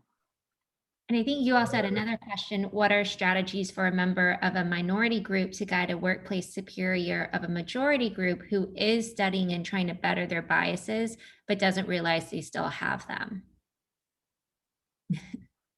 Read it again. I got it, but read it again. Do you remember it, Donalda? I don't want to speak for you. It's your question. Oh, we're back to Donalda. Okay. Back to me. Sorry. No, good. No, good. No. And so I have a white female boss who is a Glennon Doyle fan and has felt like she has been doing the work for decades, only to find that she's not once she got me within her orbit. And now she's not sure how to navigate it. But I'm not sure that I'm the person as her. I don't feel like she's your upline. You report to her, right? Okay, yeah. But she doesn't. Apparently I'm the only Black person who will have these conversations with her. But I don't, and I'm great at compartmentalizing, but not when it comes to my boss and calling her out and saying, yo, that was uncouth. Your colorism came up. There was a secretary that is a dark-skinned person that was having issues with our front desk, where only the majority of our population is very privileged white. And the dark-skinned woman was not having a great time contending with these people, and that population. And my principal kept coming to me, and I said, I can't put myself in her shoes. I have the privilege that she doesn't, and she wasn't getting it. And there's been multiple instances. I don't know how to communicate to my upline when she asks, sure, but I don't know how to be incredibly honest. I think all you can do is do what you can where you can. And again, if there was somebody that she respects or someone, and I'm not saying she doesn't respect you, but someone, see, this is why I'm talking about systems, because when we start putting these type of topics and issues in performance appraisals, you know what I'm saying? Then when we start training educators and that we're not training educators, we're not training doctors, we're not training people about this. And so people get moved into positions of power and they haven't even had a chance to examine this. And they do a little bit of work and think that this is, I'm the newly woke. Sure. But, and so no, that is a very touchy dance. And maybe there are, things that, I don't know if you all have an employee resource group where you're all learning things together and all that, but she has to be willing to be open. And again, it seems like she seeks you out, but she seeks you out almost in a reactive way when something has happened versus you're trying to coach her. Yeah. I like the idea of the group. Yeah. Thanks. Sure. Awesome. Okay, so the next question is from Celicia Smith-Gordon. She's asking, how do we change the story when those who are legacy holders of a different reality believe that change to include diversity negatively affects them instead of seeing it enhancing them? Yeah. There is, if you want to talk about change, William Bridges writes a lot about change and transition. And what William Bridges says is that it's not the change that does us in, it's the transition. Just like the box. Well, if I take the box away from the boy that never needed the box, and he reacts negatively and is screaming that I took something from him that he really didn't need. People are afraid. People don't want to give up their power. People don't understand what it can look like. So the idea of saying this is what it could look like, and this is how we can all benefit from this, because we can learn from people who have privilege. Don't get me wrong, but most people are afraid. And specifically, let's talk about the ageism. If people are baby boomers, so you got the intersectionality of being white, being male, more than likely, and being privileged. So now I'm afraid of losing all this. I'm afraid if I'm an older person, a boomer, I'm afraid now because I'm going to be obsolete because of the age piece. And then I'm afraid, what is this going to look like? Because they can't envision what a firm, a company, whatever looks like if it looks different. And I don't really want it to look different. I like the way it is now because it suits me. And so the idea of helping them to see that it's better, you know, for everybody, but they're going to have to come to that. They have to do their own work to come to that. And they have to not be afraid. And a lot of it is fear. And a lot of it is just, I'm not giving up the power that I have, you know. And then there's all that, like I said, that mental gymnastics that people play about how they got to where they were. That's why this privilege walk, you know, did you ever have to do this? Did you have to do that? Oh, no. Oh, that's privilege? Yeah. You know, did you get a job because you knew somebody? That's privilege. There's nothing wrong with it, but that's privilege. Everybody doesn't have that. And so, no, there are people who are fighting really hard. There's lots of them to keep the status quo. And that's why this is a movement. Awesome. So then we have one last question. It's from Marcel Burke. She's asking, why do privileged people get so defensive about their privilege? Because I think they misunderstand the concept of privilege. And that's why I spent a good bit of privilege, because it's like there's some guilt there, but there's also the thing of proving that I really didn't have it that easy, you know, and then we start, again, that's what I said, playing the privilege Olympics about who had the worst life and all of that versus saying, you know what, I have had some advantages and how am I going to use it? But yeah, privilege is the trigger word right now. And then Hershey says, or when you finally get somewhere, they say you are lucky, right? It was luck versus, you know, you earned it versus you cut through all this power and privilege, which made your journey even harder.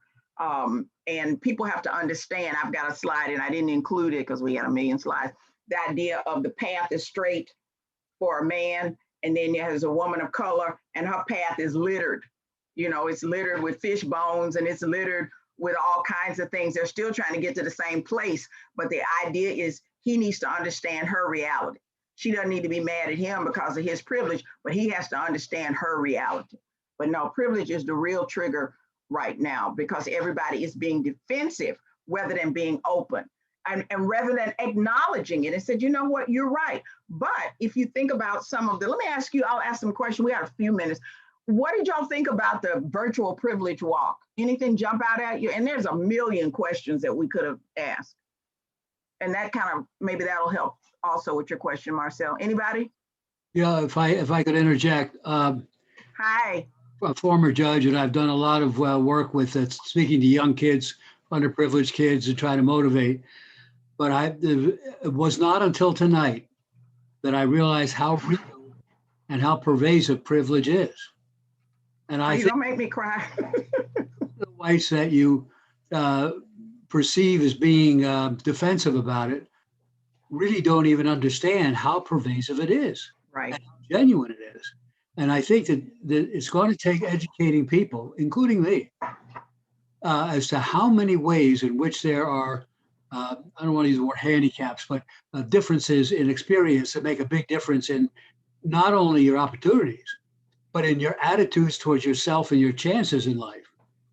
And I do think that one of the things that's got to be addressed is what I see frequently as a lot of self-ostracism among people of color, particularly people who are not in good position to get good educations or whatever, who feel they don't belong because, in part because of the way the white community acts, but in part because of what they're being told by the demagogues who want to say, those people out there hate you, you need me to fight for you. It's a real racket. And there are a lot of people in the community like that. And I think the biggest problem, the whites perceiving privilege is they don't understand it, not that they are defensive. No.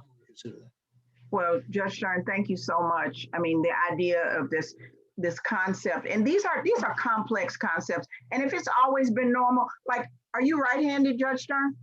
Yes. You have right-handed privilege. The world was designed for you.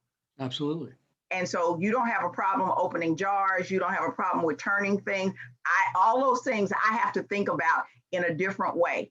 And so that's, and I use that because it's such a simple concept that everybody can understand. But the more we talk about privilege and talk about the messenger, you will be an excellent messenger to help people like yourself older white males of privilege to understand. And once they understand that you grasp it, you're probably a better messenger than other people would be. That's why I say the change is going to come from our circles.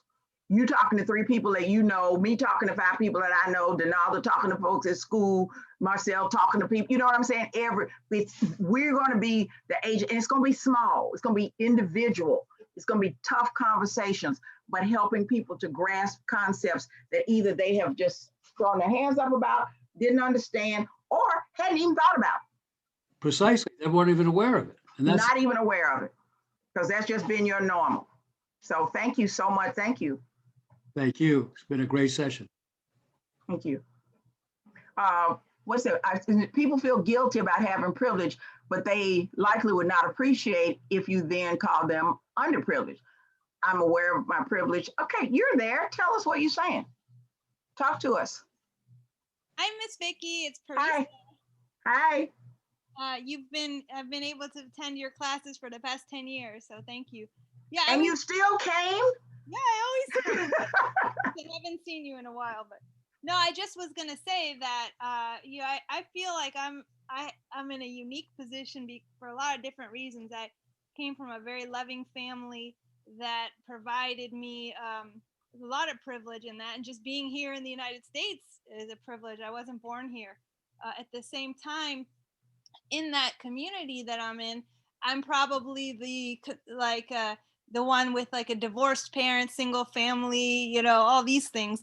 So I recognize both sides, but I know that, so I can relate and have compassion for the struggle, let's say, of a single mother.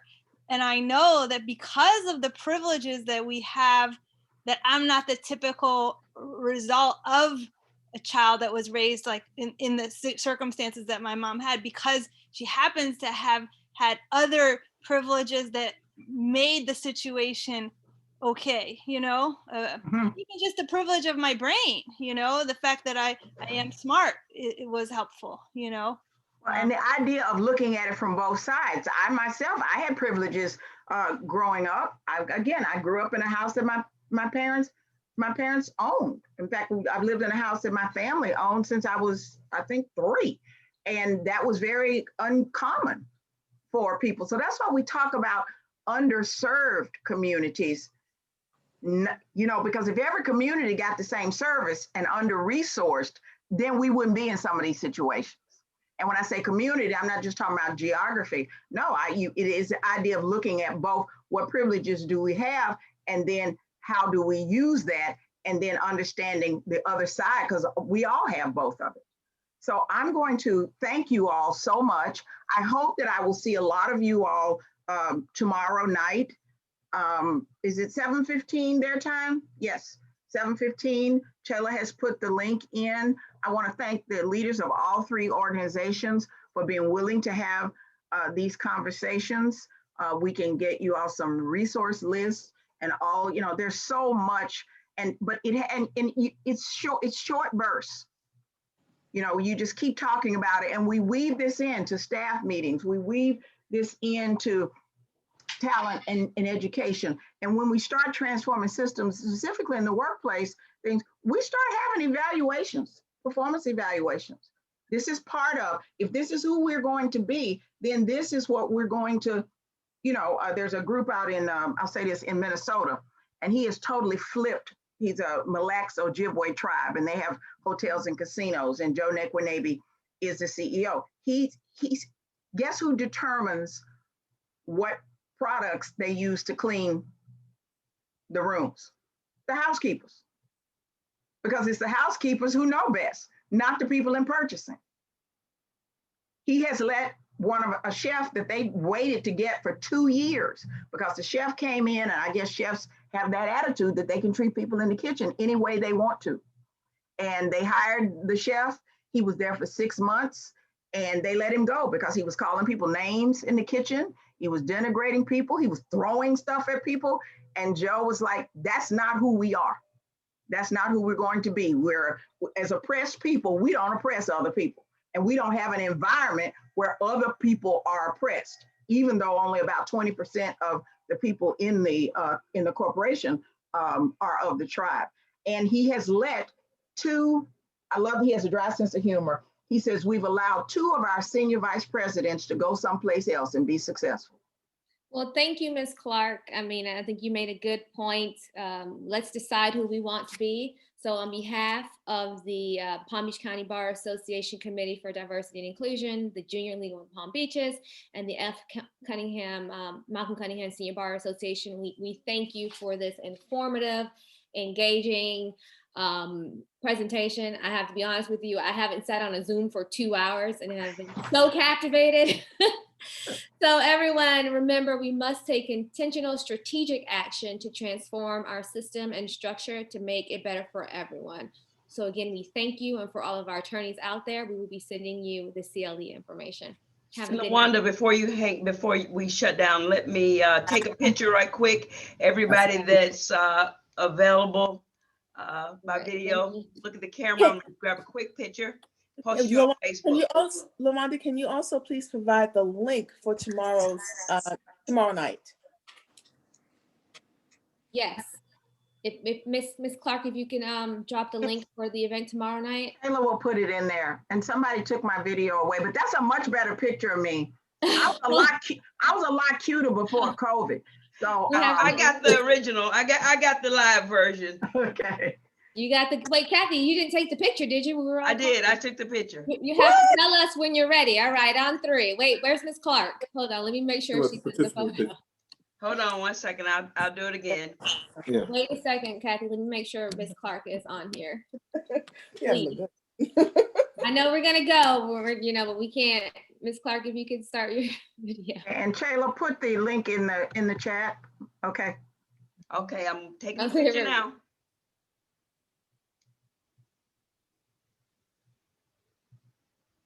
Fantastic. Thank you, guys. Everyone have a great night. Thank you. Okay. All righty. Bye-bye. Lead on. Hi, Vicki. No, Captain. Thank Bye-bye. you. Bye-bye. Thank you. Bye-bye. Thank you.